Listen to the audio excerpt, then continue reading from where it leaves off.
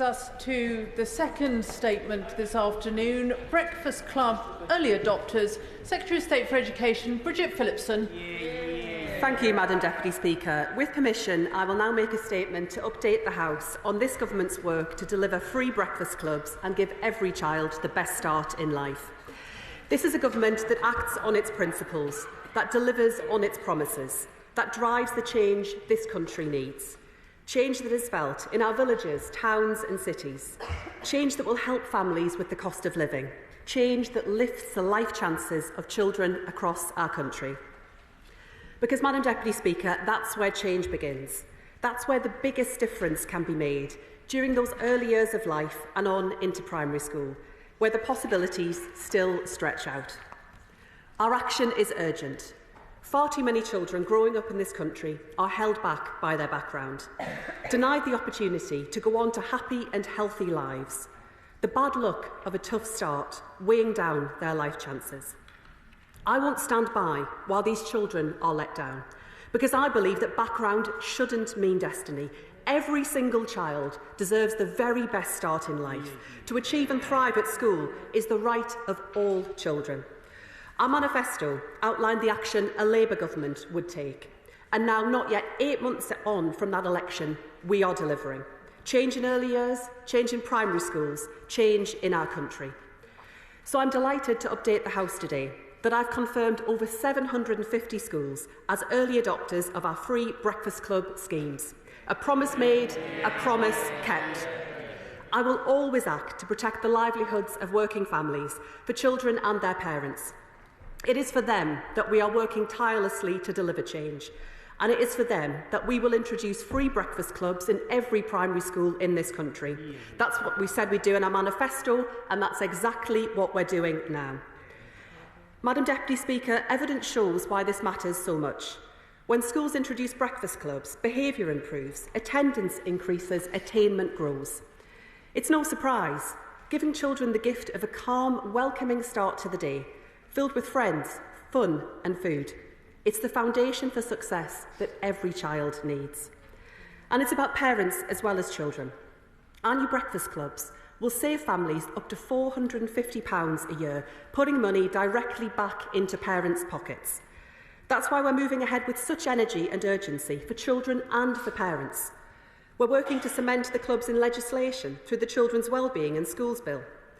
Thousands of schools applied to take part, an indication of overwhelming demand and a spur to act. And so from this April, free breakfast clubs will begin to reach more than 180,000 children. 70,000 pupils from schools in the most deprived parts of the country will be able to take part.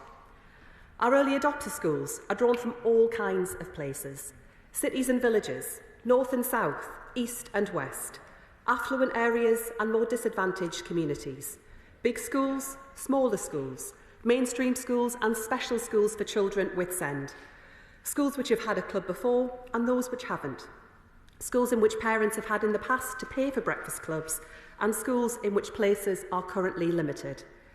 And that variety is key. It gives us a representative sample, so we can see what works, when, where, why and how, guided by the best evidence. That's how we'll maximise the impact of the full rollout, bringing the benefits to children across the entire country. Madam Deputy Speaker, we're taking a new approach. The challenges we face demand it. Breakfast clubs are one part, but we're going further, delivering more change for children. We are a mission-led government, bringing meaningful change that is felt in our towns, in our cities and in our communities. And I'm proud to be leading our mission across government to break down the barriers to opportunity. In December, the Prime Minister unveiled our plan for change, and within that plan lies a vital milestone: a record proportion of children starting school ready to learn, because that's crucial for closing the opportunity gap, and it gets right to the heart of what it means to have the very best start in life. All children arriving at school ready to achieve, ready to thrive. Madam Deputy Speaker, I believe that delivering the best start in life is about families, parents and children. Breakfast clubs are one piece of the puzzle, but our action starts earlier on in life, with great early education and childcare too. It's something I've spent many years in this House fighting for, but which our childcare system has denied families. Areas underserved with childcare places, yet overwhelmed with demand. Additional hours offered nationally, but unavailable to families locally. The opposition's failure to keep their promises is the reason their party suffered such an emphatic defeat at the last election. Because a promise made but not acted on is not a promise at all. A pledge without a plan to deliver is meaningless. That's why this government is committed to delivering the entitlements parents were promised before the last election. And because of the hard work of this government in making that pledge a reality, families can now access 15 hours of government-funded childcare a week from when their child is 9 months old. From September, that will increase to 30 hours a week, matching the offer for 3- and 4-year-olds. This government has matched the pledge with a plan, a promise now backed by funding. In the next financial year alone, we'll invest over £8 billion in early years entitlements, up by more than £2 billion. And on top of that, a new £75 million expansion grant to support the sector to provide the extra places and staff that are needed. We'll use those 30 hours a week to combine childcare with great early education, to give children the very best start in life. And I want to double down on support for those children who need it the most, in the areas that need it the most. That's why I've introduced the biggest ever uplift to the early years pupil premium. Childcare delivers for parents too. Just like breakfast clubs, the entitlements give parents power and choice and freedom over their lives, to go back to work if that's what they're able to do. It's work choices for parents, life chances for children. Madam Deputy Speaker, these are the steps that we are taking, the promises that we are keeping to support families, and I'm determined to see this change through. But Madam Deputy Speaker, this is not a shot in the dark. The value of giving children the best start in life, the power of spreading breakfast clubs across the country, it's as clear as day. It's there for all to see if you know where to look. On the northern edge of St Helens sits Carmill Primary School. Children at Carmill can come in before the school day starts and eat breakfast with their friends in the school bistro. And when they reach year 5, they're invited to become bistro leaders. These young leaders help their peers get a good breakfast, but they also learn about responsibility, about caring for their classmates, about what it means to be part of a community. Parents see the change in their children, more confident, eager to go to school in the morning. The younger ones look up to the bistro leaders. It's not just the breakfast, it's the club too. It's helping children to settle, showing them that they belong in school, getting them ready to learn, shaping not just the students of today, but the citizens of tomorrow, setting children up for success in school and in life. Because that wider goal we are chasing, to give every child the best start in life, that means giving them the best start to their school day, each and every day, week after week, year after year. That's how we are breaking the link between background and success. That is how we are delivering the change that parents voted for. And Madam Deputy Speaker, that's how we are driving the change that the children of this country deserve. And I commend this statement to the House. Minister Neil O'Brien. Thank you, Madam Deputy Speaker, and thank the Secretary of State for advance sight of the statement. The last government substantially expanded access to breakfast clubs in primary schools and in secondary schools and created the Holiday Activities and Food Programme. The National School Breakfast Programme has been running since 2018. 85% of schools now have a breakfast club, and 1 in 8 of all schools has a taxpayer-funded breakfast club. And in March 2023, the previous government announced £289 million for the National Wraparound Childcare Funding Programme, some of which is being used to fund breakfast clubs. And that was part of a much wider expansion of free childcare, which saw spending on the free childcare entitlement more than double in real terms between 2010 and 2024. Madam Deputy Speaker, I was struck by the comments of Mark Russell from the Children's Society during the evidence sessions for the Schools Bill, who said that given the resource constraints, they would have focused on using taxpayers' money to roll out free breakfast to a greater number of deprived secondary schools rather than a universal offer in primary. He said, "I would like to see secondary school children helped, and if the pot is limited, I would probably step back from universality and provide for those most in need." And with that in mind, I do want to draw attention to the uncertainty that is being created by the government's refusal to commit to fund the existing free breakfast provision in secondary schools beyond next year, and likewise the Holiday Activities and Food Programme. A number of charities have called for ministers to guarantee that funding beyond next year, so I join them in asking the minister, should she give us that guarantee? Getting rid of them would obviously mean a cut in provision at secondary schools for deprived children, so can the Secretary of State make that guarantee to continue them? Now, according to a report by the Institute for Fiscal Studies last year, and I quote, "Based on the experience of the National School Breakfast Programme, the estimated annual cost today would be around £55 per pupil participating for food-only provision, and double that, around £110 for a traditional before-school breakfast club. Labour's manifesto offers £315 million overall in 2028. This could be enough to fund all primary school pupils under a food-only model, or 60% of pupils if the party plumps for a traditional breakfast club with some childcare element." And I wonder if the Secretary of State could respond directly to that point by the IFS. Does the government plan food-only provision, or how else is she planning to close that funding gap? Paul Bertram, a head teacher in Buxworth Primary School in Derbyshire, told Schools Week that he had to pull out of the pilot scheme as it left him with a £9,000 funding shortfall. And the charity Magic Breakfast have said, and I quote, "If it's expected that 100% of people can access a traditional breakfast club setting with the appropriate staffing, then the government is many, many millions away from the budget that we expect that would require." So on this pilot, will the Secretary of State say how many schools applied to be part of this pilot but subsequently pulled out? I know a number of journalists are asking that. How many of the schools chosen to take part in this pilot already have a breakfast club, and how many already have a free breakfast club? Looking at the first 100 on the list, 71 have a breakfast club and 13 have a free breakfast clubs. But what are the numbers overall? And where pupils need to have a one-to-one TA, how will funding for that work? Now, ministers say this policy will save parents £450 a year. Secretary of State said it again today, and though they used to use a figure of 400. Now, to give £450 to all 4.5 million pupils in primary schools would cost over £2 billion a year. In contrast, the pilot that we're talking about today will cost £33 million, and Labour's manifesto said the programme will spend £315 million by 2028. That would be a spend of £70 per primary school child, not £450. So can the Secretary of State explain the discrepancy between the planned spend and the much larger benefits that ministers are claiming? Parents who are on lower wages are the ones bearing the brunt of the £25 billion increase in national insurance, which the OBR and IFS have pointed out will directly hit wages, something which even the Chancellor has now acknowledged.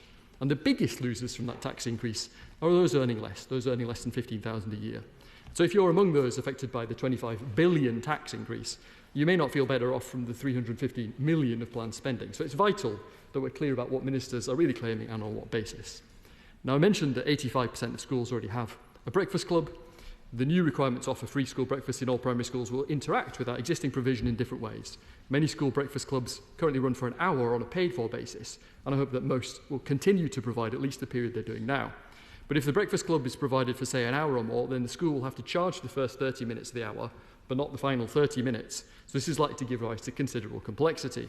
Will ministers agree to report on the length of time that clubs are running for in these schools, and any reduction in that this change may inadvertently bring about? Madam Deputy Speaker, taxpayer-funded breakfasts for those who really need it are helpful, but there are a number of questions about ministers' plans and also about their claims about this scheme. So I look forward to the Secretary of State's answers. Thank you, Madam Deputy Speaker. The Shadow Minister asked a number of questions, but not at one point did he welcome the massive investment and the benefits this will bring for children across our country, including in his own constituency. Not a word of support. I hope when that breakfast club in his constituency opens, he might take the time to visit that school and see the massive benefits being delivered to children and families there. And Madam Deputy Speaker, before I respond to the number of detailed questions that the honourable gentleman asks, I do note once again how disappointing it was that the Conservatives voted to block the Children's Wellbeing in Schools Bill, and let us remind ourselves what that would have meant.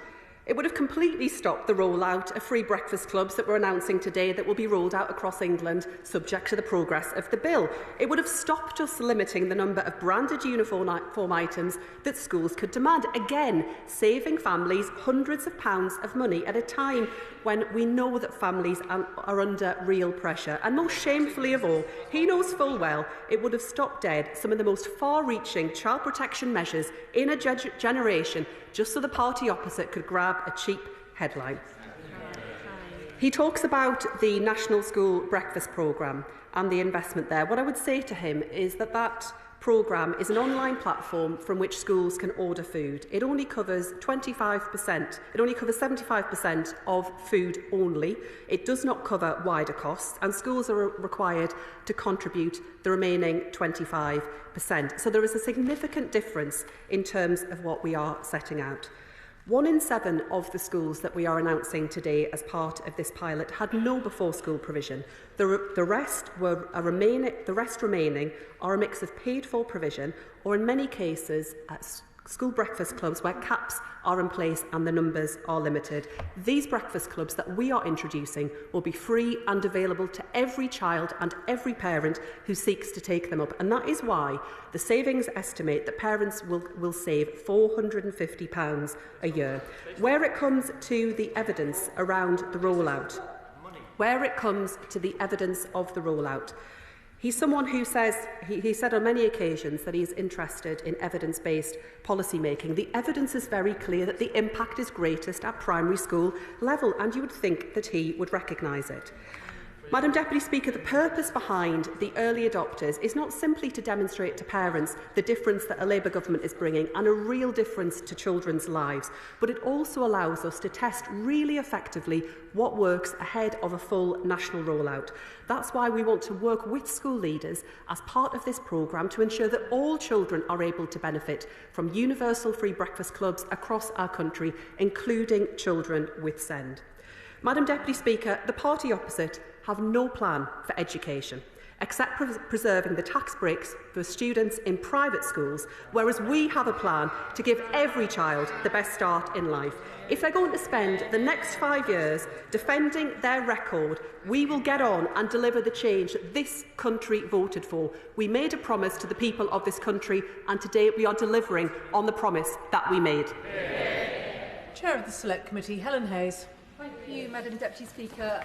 I thank the Secretary of State for her statement today, and I welcome the news that St Luke's Primary School in my constituency will be one of the early adopters of a Universal Breakfast Club under this programme. All too often, children with special educational needs and disabilities are excluded from extracurricular activities, and it is the parents of children with SEND who often find it the hardest to access childcare. So it is essential that children with SEND have equal access to breakfast clubs, both in mainstream and specialist schools. So can I ask the Secretary of State what steps are being taken to ensure that this is the case, and that schools have the capacity to provide specialist staff where needed, and that any additional home-to-school transport costs, which are essential often for enabling children with SEND physically to access a breakfast club, will be met? I'm grateful to the Chair of the Select Committee for her question. 754 schools have been selected to take part in the early adopter scheme, of which 704 are mainstream schools, but 50 are special schools and alternative provision settings. That is important because we want to make sure that all children in time are able to benefit from the rollout of breakfast clubs. We'll be working closely with schools and with sector experts to develop the programme as we intend to roll it out. And I really want to learn through the early adopter schools how we can best create a truly universal and inclusive breakfast school provision. And I do recognise that delivering breakfast clubs may be particularly challenging for special and alternative provision schools. That's why we did invite them to take part in the early adopter scheme, so that we can make sure that as we roll out across the country, including in mainstream schools, the needs of all children are properly catered for as part of the programme. Liberal Democrat spokesperson Munira Wilson. Thank you very much, Madam Deputy Speaker. With 3 in 10 children growing up in poverty, any measure to tackle child hunger is to be welcome to enable children to learn and flourish. So I congratulate the 750 schools that have been selected as Breakfast Club early adopters. The learnings from these pilots will be absolutely critical as the government seeks to scale up the programme. So a number of questions that I previously put to ministers still stand, and I hope the Secretary of State will address some of these. Many school leaders have raised concerns about the proposed funding rates, reportedly around 60p per child per day. If the pilots clearly show this is insufficient, will ministers commit to reviewing and increasing this? Schools simply cannot afford to make savings elsewhere, for instance from teaching budgets. Will ministers review school food standards to ensure breakfasts are specifically addressed, as the House of Lords' recent report on childhood obesity recommended? And what consideration has been given to how the 30 minutes universal free childcare provision will interact with existing breakfast club provision, most commuting parents need more than 30 minutes childcare in the morning. Madam Deputy Speaker, the Child Poverty Action Group has highlighted that breakfast clubs will probably only secure around 40% take-up. The most vulnerable children, especially those in temporary accommodation travelling long distances, may not make it in time to school for breakfast. The Children's Society has argued, as have Liberal Democrats, that where money is scarce, we should target resources most at those who most need it.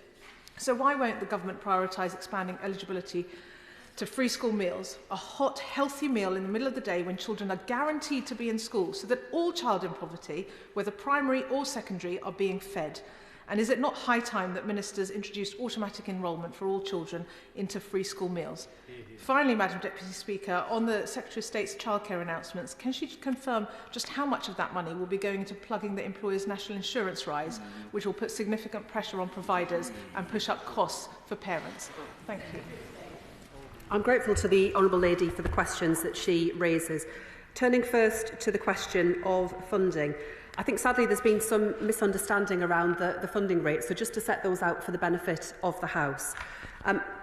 In the summer term, funding will be paid in two parts: an upfront payment, a £500 one-off payment to cover initial set-up costs. Alongside that, a lump sum payment to cover fixed staffing costs for the summer term of £1,099. That is in addition to the per-pupil funding rates, but which exist both in mainstream and in specialist provision. And of course, rates will be higher in special schools to recognise the additional needs and staffing requirements that exist there. And schools will receive support around how they manage the requirements of the scheme and will be provided with opportunities to learn from one another. Where it comes to food standards, of course, we always seek to keep all of those areas under review. What I would say to her, in addition, is that we want to make sure that all of the food served in our schools is healthy and nutritious, so that children are well fed and ready to learn.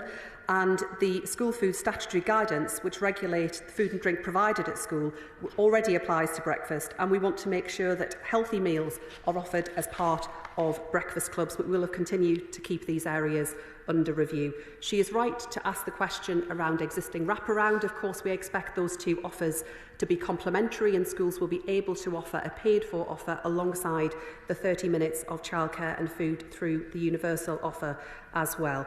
I note the concerns that she raises around child poverty. I agree very strongly with her about the need for further action to tackle the shocking rates of child poverty we see in our country.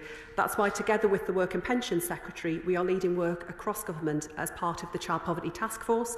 We look forward to setting out further findings from that in due course, including to this House, considering a range of measures and ways in which we can support children out of poverty, the shocking legacy left behind by the last Conservative government. And she asks about the additional investment going into the sector.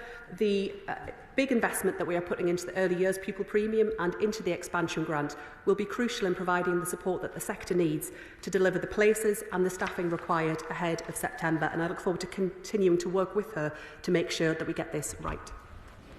Jen Craft. Madam Deputy Speaker, I warmly welcome the announcement today of the breakfast club's pilot areas, including the two schools in my constituency in Thurrock. I know that it will make a massive difference to the lives of many working families. However, on the subject of breakfast clubs, and as an SEN parent, I would like to issue the plea, don't you forget about me. I mean, for too often, SEN parents and their children find that policy moves ahead without them. And I think there is a potential risk that we could be slightly overlooked in this area. So I would ask the Secretary of State what measures she has in place to make sure that disabled children and those with additional needs can fully take part in breakfast clubs. I'm grateful to my honourable friend for raising this important area. She is absolutely right that breakfast clubs must be fully inclusive and take account of the needs of all children, including children with SEND. That's why, as part of this process, we've announced 50 special and AP schools who will be taking part in the Early Adopters scheme. They will receive a higher funding rate of £3.23 per pupil, in addition to set-up costs and termly payments. But I recognise the need also to ensure that breakfast clubs operating in mainstream schools are able to cater to the needs of a wide range of children. That's why we're developing a breakfast schools toolkit for providers of wraparound, including breakfast clubs, so that the provision that is put in place is inclusive for all children. Simon Hoare. Madam Deputy Speaker, the Secretary of State makes a compelling argument of the merits of breakfast for many of our young children and the benefits that it has for learning. Is she able to say a word or two on 2 points? First of all, to end that question, or to answer that question, which is being raised in the secondary sector about future funding going forward beyond the agreed time period. And also, what incentives can she put in place to encourage these schools to procure foodstuffs which are produced locally? That would be of good support to our local food producers and our farmers. Madam Deputy Speaker, I agree with the question the Right Honourable Gentleman asks about the importance of supporting local providers where that's possible to do so, and the fantastic contribution around British food and wider produce. I would just observe to him, it's my understanding that his constituency is set to benefit from the early adopter scheme, and I hope that he himself will be able to see the fantastic benefit this will bring to children and families in his constituency. The National School Breakfast Programme will continue for the next year, but as I said, that only covers 75% of food. Schools are required to fund the additional 25% of costs. And our new breakfast clubs will be about more than just food. They will be about the wider opportunities that children in primary school will have at the start of the school day, and costs will cover staffing, delivery and food. Darren Paffey. Madam Deputy Speaker, I warmly welcome this statement and the firm actions that my right honourable friend is taking to make sure that we can level the playing field and boost attendance and attainment for children in Southampton, Itchen and beyond. I am particularly delighted that St John's Primary and Nursery School will get this investment from the government as part of the Early Adopters programme. Would the Secretary of State detail what conversations she's having about how that monitoring will work so that the national rollout can be based on best evidence, and perhaps ahead of 749 other invitations, can I invite her to visit St John's to see the Breakfast Club in action? Thank you, Madam Deputy Speaker. I'm delighted to hear about the good news for St John's, and I'm sure my honourable friend, the Minister for Early Education, and I will receive lots of invitations to visit fantastic breakfast clubs across our country. We'll do our best to service those invitations, but with more than 750, it might be a bit of a stretch, but we'll try our very best.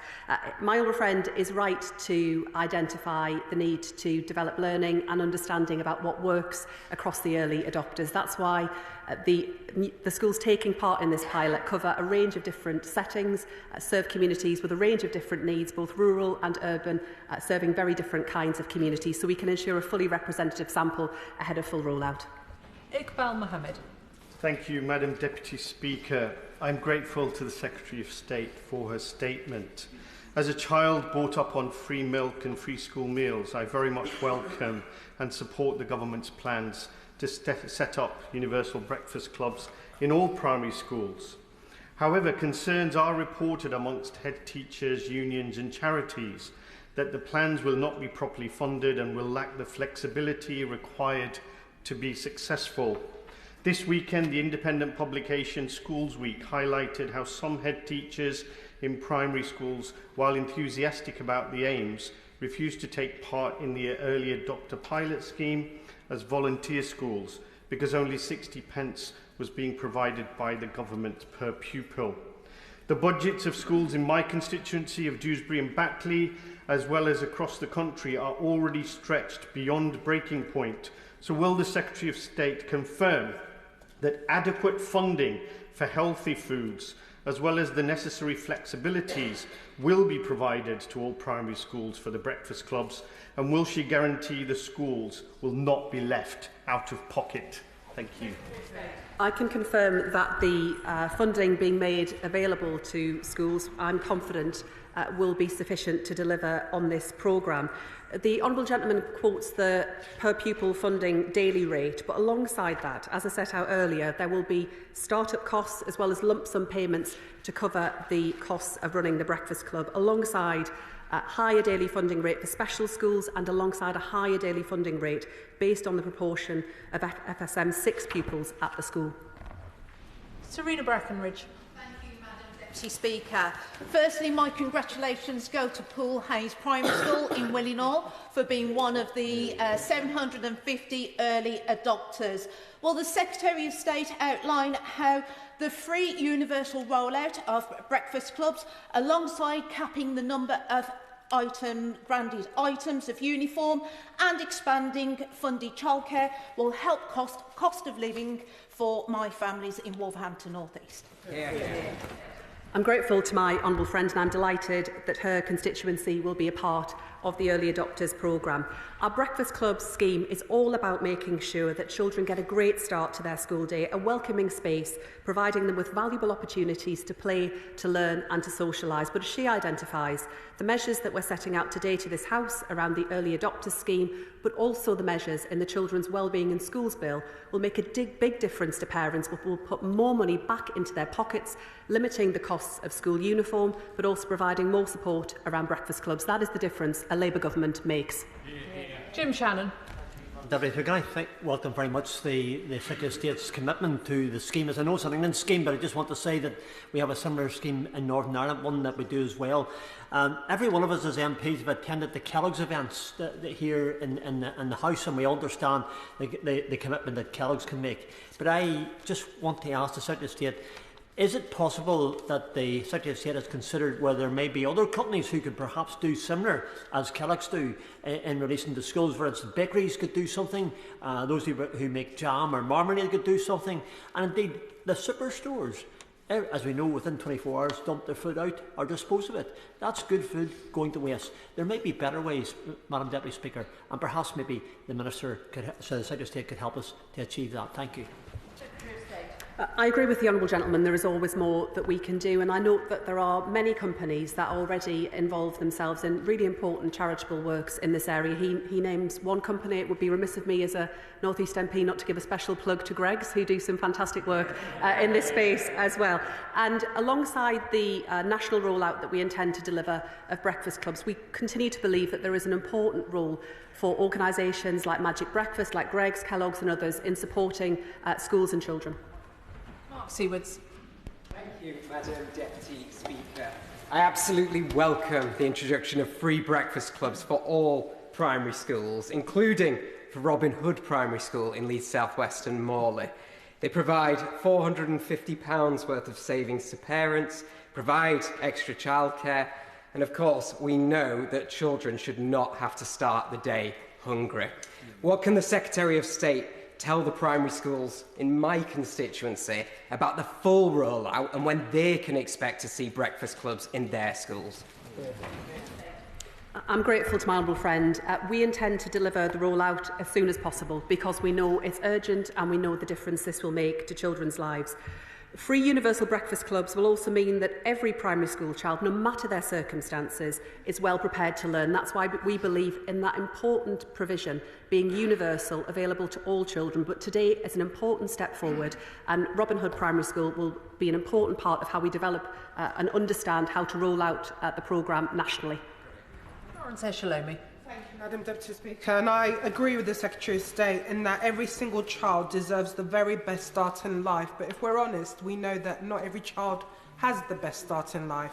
And this will make such a big difference to so many children, including children at Van Gogh Primary School, Henry Fawcett in Crawford in my constituency, which the Secretary of State is always welcome to come and visit any of those three. And we know that this will make a big difference for many parents as well. One of the other pushes around the free breakfast clubs is around attainment and attendance for children. This is a really good way. So I just wanted to ask the Secretary of State, the early adopters start in April. What's the timeline for reviewing this, especially in light of some of the funding concerns that other members have raised? What's that timeline for reviewing these? Thank you, Madam Deputy Speaker. I agree very strongly with my honourable friend about making sure that every child gets the best start in life, and I'm grateful for her generous invitation, and I'm sure my honourable friend, the Early Education Minister, and I will consider it with a large number of other invitations, I'm sure. I would say to her that as part of this process we intend to test and learn as we go to make sure that the rollout of the scheme is being delivered effectively. But it is a crucial part of how we will make sure that all children have opportunities at the start of the school day to play, to learn, to socialise, to get that softer start. And she is also right to identify the evidence from the Education Endowment Foundation that demonstrates the impact that breakfast clubs have on attendance, on attainment and on behaviour, not just for the children who benefit, but for the whole school community too. Josh Fenton-Glynn. Thank you, Madam Deputy Speaker. Across the country and in Calder Valley, stories of children arriving at lessons hungry are far too common, and the massive rise in child poverty under the last government exacerbated this issue. But in Calder Valley, because of the actions of this Labour government, we will see pilots in Cornholme Junior and Infant School, Scout Road Academy, Ellen Church of England Junior and Infant School and Ludden Foot Church of England School. Will the Minister confirm that the child poverty strategy, when it's delivered, will build on this and make the scandal of children missing meals a thing of the past? It is a privilege to chair the Child Poverty Task Force with my Right Honourable friend, the Work and Pensions Secretary. We've heard evidence across the country through visits to Northern Ireland, to Scotland and shortly to Wales to understand the challenges right across the United Kingdom that so many families are facing and what is required in order to bring down the numbers of children growing up in poverty. That includes a range of measures that we are considering, because we know that the last Conservative government left a dreadful record where we saw countless thousands of children growing up in avoidable poverty. And the Honourable Gentleman can shake his head all he likes. That is a fact. Peter Dowd. Thank you, Madam Deputy Speaker. Can I welcome the Secretary of State's statement, and can I also say that the children and families of St Monica's Catholic Primary School and King's Landing Primary Academy will welcome her statement, as I do, and we look forward to the extension and expansion of the proposals. And would she agree with me that her proposals are food for thought in the most literal and practical sense of the word? I'm grateful to my honourable friend, and I'm delighted to hear of the schools in his constituency who are taking part. They will play a crucial role in how we learn from the most effective way of delivering this on a national basis, because I do believe it is essential that when all children arrive at school, they're in a position where they're ready to learn with full bellies and hungry minds. Yes, O'Callaghan. Thank you very much, Madam Deputy Speaker. And can I thank the Secretary of State for her statement. Parents in my constituency, and indeed teachers too, welcome the announcement. In particular, the schools in my constituency of Monteagle Primary School and Richard Albion Primary School, who are part of the early rollout. The Secretary of State, Madam Deputy Speaker, referenced briefly the evidence between those who attend a breakfast club and attainment. It is particularly important for my constituency, where 19% of children are frequently absent. Can the Minister give us more detail about the evidence of this, the link between attendance of a breakfast club and the importance of long-term attendance of a school? Thank you. I'm grateful to my honourable friend. She is right to draw attention to the significant challenges that we face around attendance at school.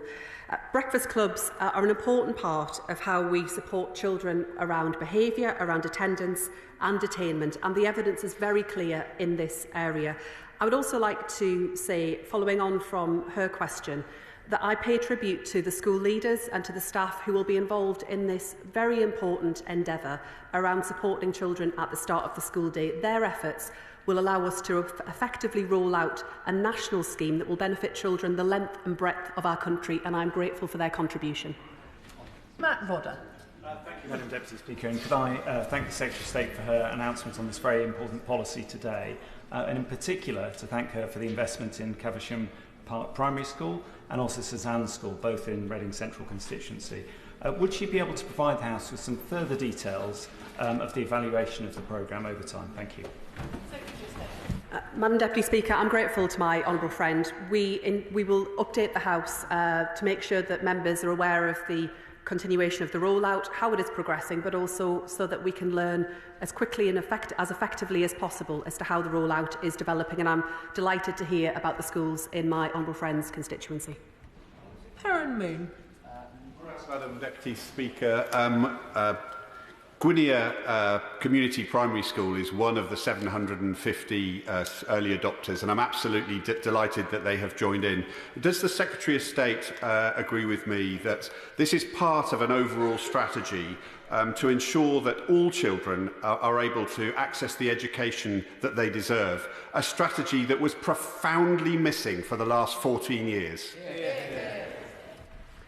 I'm grateful to my honourable friend. He is right that breakfast clubs are an important part of how we ensure that all children are set up to succeed and that every child in our country gets the best start in life. But we, of course, need to go much further beyond that, and indeed we are doing so as a Labour government, seeking to break that link between background and success so that more children than ever, a record proportion of children, are school ready at the age of 5, because we all know the evidence points to the fact that if children slip behind at that crucial moment, they suffer later on in life. And I want to make sure that every child in our country has the chance to get on. Rachel Hopkins. Thank you, Deputy Speaker.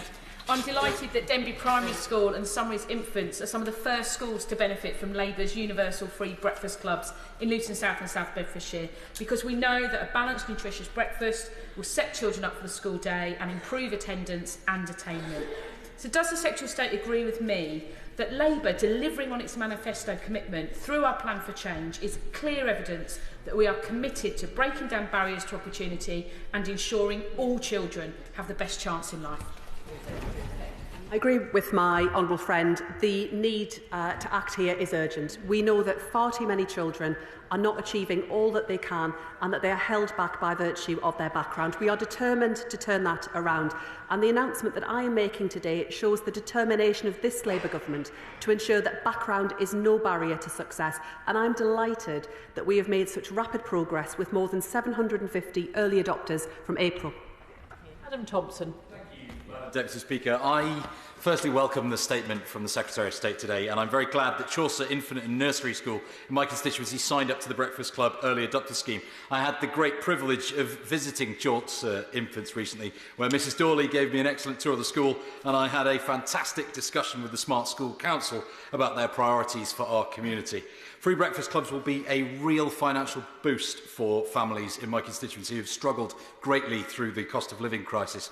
Madam Deputy Speaker, could the Secretary of State expand on how free breakfast clubs will improve the opportunities available to children in Erewash? I'm grateful to my honourable friend, and I send my best wishes to Mrs Dawley and the whole school community. They are clearly doing fantastic work to support children in his community.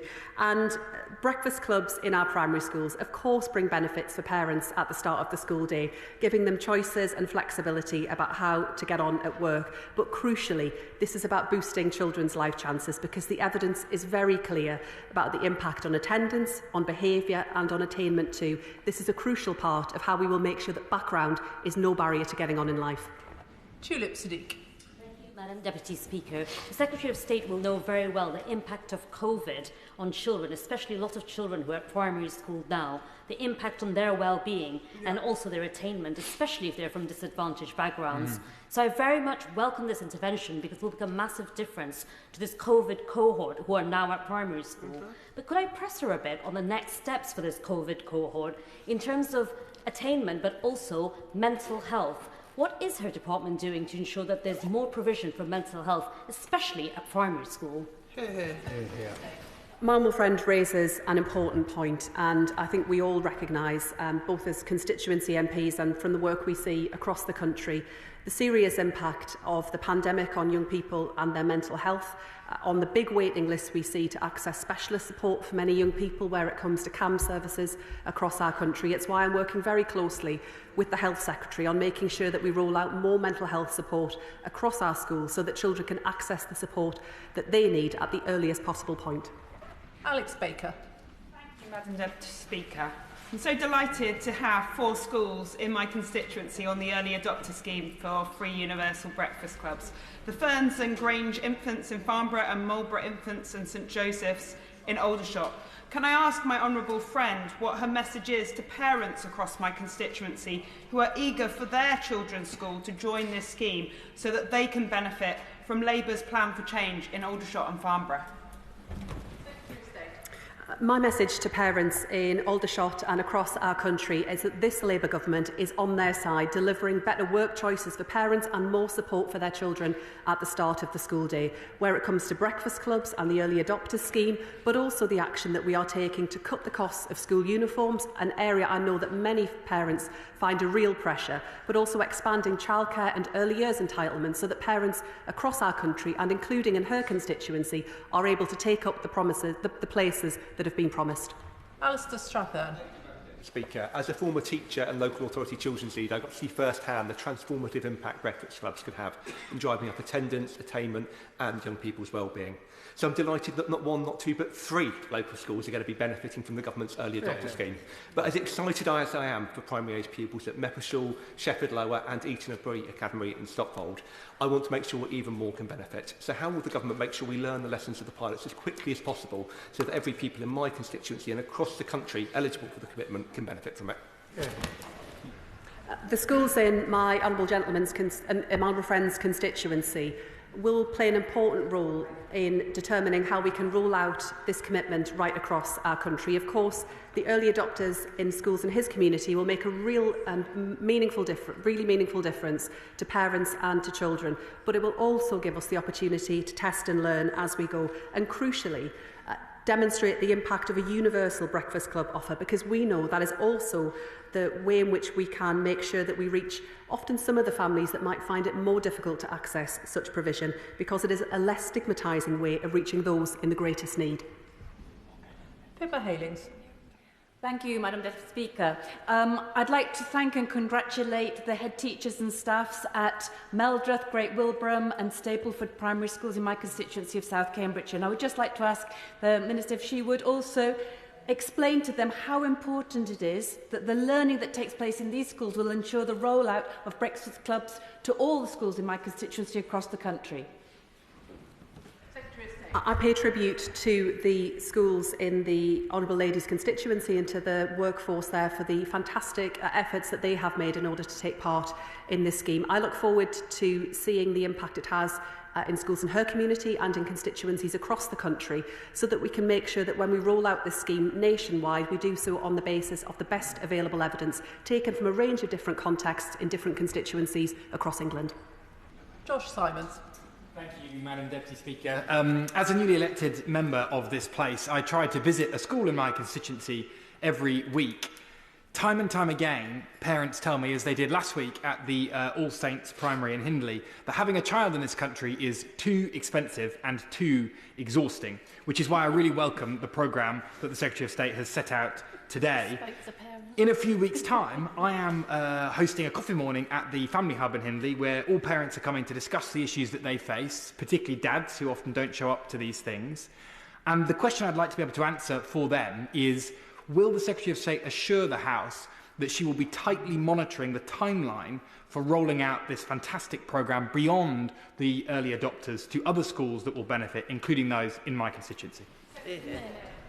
I'm grateful to my honourable friend and for the work that he is doing in his community to support families. He is right that all families, all parents experience challenge at different points. Being a parent is a wonderful job, but it can also be a very challenging job at times too. And we as a government are determined to make sure that support is always available to families. And absolutely, we want to ensure that as we roll out this programme across the country as quickly as we possibly can, that we learn the lessons as to what works in different parts of our country. But I would give my honourable friend the commitment too that the action that we are taking as a government will benefit families right across his constituency, with action on school uniform costs, rolling out childcare and early years entitlements, and also making sure that children have more early and timely access to support in areas like SEND.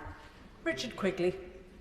Madam Deputy Speaker, does my honourable friend think that a breakfast club might have helped the attendants on the opposite benches and indeed their grasp of basic maths? Does my honourable friend agree with me that Barton Primary School in my constituency of the Isle of Wight West has taken an important step forward in helping the outcomes of all of its pupils in its school?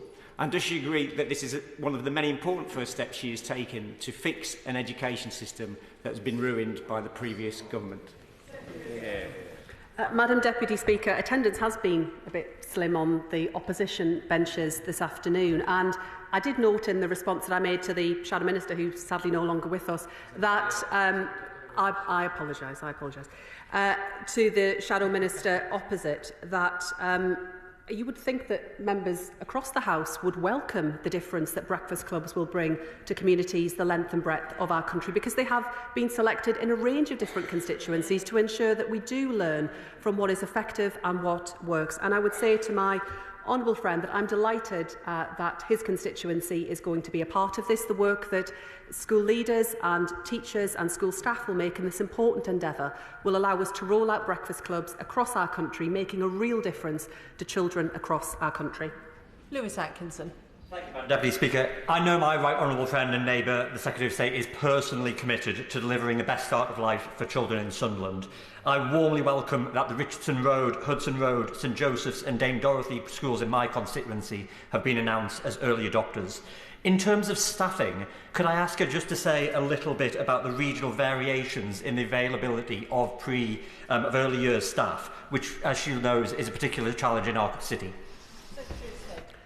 My honourable friend is right to identify the variation that exists across our country, including where it comes to early years places and provision. It's why we've almost doubled the early years pupil premium to make sure that providers are supported to create places in communities where they are in the greatest demand, in the greatest need, but where places do not currently exist in the way that we would wish. And where it comes to staffing of breakfast clubs in particular, I'm delighted that schools in Sunderland Central will be benefiting. It will be for schools to determine how best to use the funding to staff breakfast clubs. There is no expectation that it should be made up from teachers, for example, and of course existing breakfast clubs use a mixture of provision, and that will continue, and the early adopters will allow us to test and learn and strengthen delivery as part of a national rollout. Julie Minns. Thank you, Madam Deputy Speaker, and thank you to my honourable friend, the Secretary of State, for giving families in Carlisle not one, not two, but 7 reasons to be cheerful today. And those 7 reasons are the schools of Udale, Inglewood, Blackford, Holbank Gate, Bishop Harvey Goodwin, Castle Carrick and Brook Street.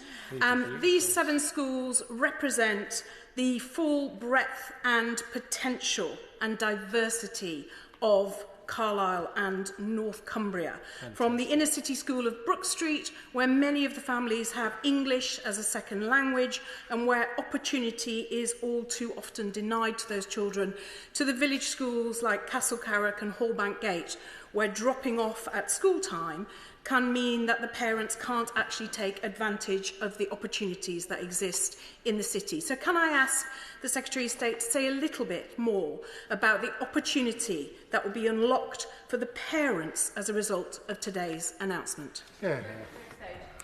My honourable friend is right to highlight that the early adopter scheme covers schools from a wide range of settings in terms of the communities that they serve. We have sought to ensure that there is a representative sample, large and small, those serving communities of higher levels of deprivation and those with lower levels of deprivation.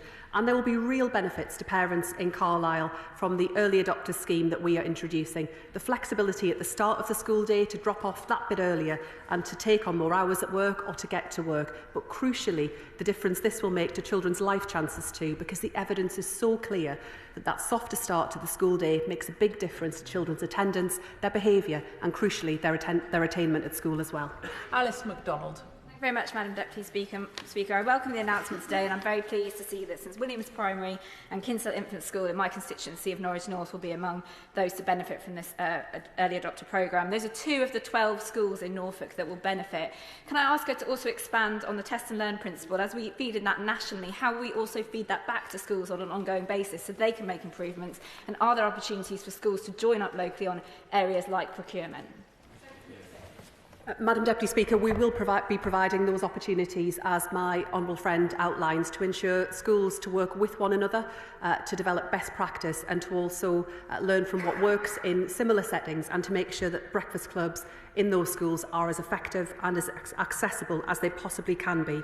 We know that breakfast clubs make a really big difference to children and their life chances, and I'm delighted that we've been able as a government to move so rapidly in starting this rollout of breakfast clubs across our country. Alison Hume.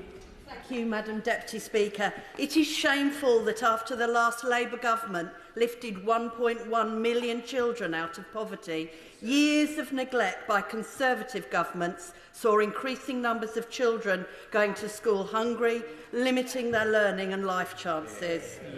So I warmly welcome the announcement that 4 schools in my constituency will be able to offer a free breakfast club from April, Russet and Fylingdales, as well as St Peter's and St George's over in Scarborough. Does my right honourable friend agree with me that these breakfast clubs not only show how this government is supporting working parents, but is delivering on our promise to tackle child poverty? Madam Deputy Speaker, opposition members never like it pointed out to them that on their watch we saw rising levels of child poverty in our country that scars the life chances of a generation and left families struggling. We are determined as a Labour government to make a difference and to ensure that background is no barrier to getting on in life. And I'm grateful that my honourable friend is such a champion for her constituents in making sure that where you're from doesn't determine everything that you can go on to achieve. And the commitments that we are delivering on, not even 8 months into this Labour government, demonstrates the difference that voting Labour makes. Sir John Joseph. Speaker, I welcome this announcement in which my constituents in Ashford will benefit free breakfast clubs from 3 different schools, which are Downsview Infant School, Kingsnorth Primary School and Chilmington Primary School. Children having a chance to settle down and start their day at a club with friends will have a positive impact on their mental health for long term. So would my honourable friend agree that this needs to be rolled out into every primary school as soon as possible? I agree, Madam Deputy Speaker, we will do so as quickly as we possibly can. My honourable friend is right to highlight the important benefits that come of breakfast clubs in terms of children's ability to socialise, to play at the start of the school day. I have seen so many fantastic examples in breakfast clubs already operating where it makes such a profound difference for children to have that chance to spend time with friends, to play and to learn ahead of starting the school day, as well as the crucial boost that having a healthy breakfast will also deliver. Andrew Cooper. Thank you, Madam Deputy Speaker, and I'm delighted that 5 schools in my constituency, Hertford Manor, Overhaul, High Street, Victoria Road and St Joseph's, will be among the first to offer breakfast clubs. And I want to pay tribute to the leaders of those schools who, thanks to their actions in putting their schools forward, they'll ensure that children in my area start the day ready to learn. And the evidence suggests that it will improve attainment, increase attendance and enhance well-being while boosting their overall life chances. To ensure that all children can benefit from free breakfast clubs, can my honourable friend tell me what steps are being taken to ensure breakfast clubs are inclusive and accessible for children with SEND? Secretary of State. I join with my honourable friend in paying tribute to the school leaders in his community who will be a very important part of our early adopter scheme, and I thank them for their contribution. He is also right to highlight the important need for all breakfast clubs to be inclusive, including for children with SEND. That's why we will be able, through this process, to learn from what works, but why also, alongside announcements around breakfast clubs in mainstream schools, we are also announcing specialist provision and AP schools will be a part of this, so we can learn from the best practice that exists in the specialist sector and ensure that mainstream schools are able to develop that as well. Tom Collins. Thank you, Madam Deputy Speaker. There is no doubt that this government's introduction of free breakfast clubs will be transformative for many families. Worcester has always been a pioneering city, and as a city that trains teachers, we are also a hub for education, so I'm particularly pleased that no fewer than 3 of our local schools, Oasis, Red Hill and Riverside, have all been selected and announced today as early adopters of breakfast clubs. Would the Secretary of State elaborate on how this pilot contributes both towards ending poverty and to ensuring that every child has the opportunity to thrive, achieve and succeed? My honourable friends' schools in Worcester will benefit, the children and families will benefit directly from the Early Adopters programme, but they will also be an important part of how we roll out this scheme nationwide, allowing us to develop the best practice, and I pay tribute to the schools and leaders in his community for taking part in this scheme. But he is absolutely right that what we want to ensure is that all children are set up to succeed at the start of the school day, that they can achieve, that they can thrive, and that we make sure that they succeed in every way possible. Jim Dixon. Thanks very much, Madam Deputy Speaker. Parents and families of children in Knockhall Primary School in Greenhithe in my constituency will be delighted to hear that they are a breakfast club early adopter, and this will ensure that pupils start their day well fed, ready to learn, as well as saving families money. I wonder if the Secretary of State could just say a little bit more about how the benefits to learning, to nutrition and to the cost of living will be evaluated. I'm grateful to my honourable friend. Through the Early Adopters programme, schools will be able to take part in a peer-to-peer support network so that they can work together to share expertise and approaches at a regional level. That will be crucial to the work that we take forward around the national rollout. So the school in his constituency will play not just a role in supporting families locally, but will also be an essential part of how we learn what works and what is most effective. And we want to ensure that that best practice is spread across the country as we roll out breakfast clubs nationwide. David Baines.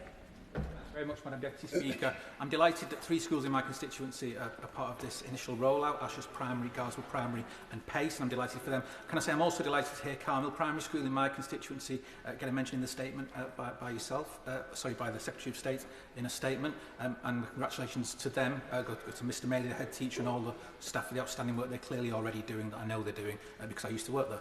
It's a great school. Can I also ask the Secretary of State, like many members clearly, I've been contacted already by other families and other schools today asking when they can be part of this. Can she assure me and my constituents that the government will work as quickly as possible to roll this out to all primary schools? And can she also assure my constituents who are concerned about school funding that schools will be properly resourced to deliver this, as well as everything else they have to do?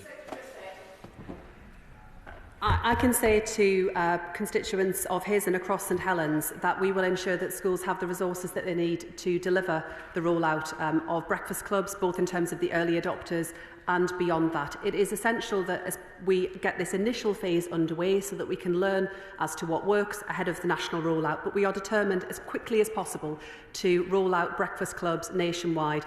But the fact that we can announce the early adopter scheme starting from April demonstrates the difference that a Labour government makes. Luke Meyer.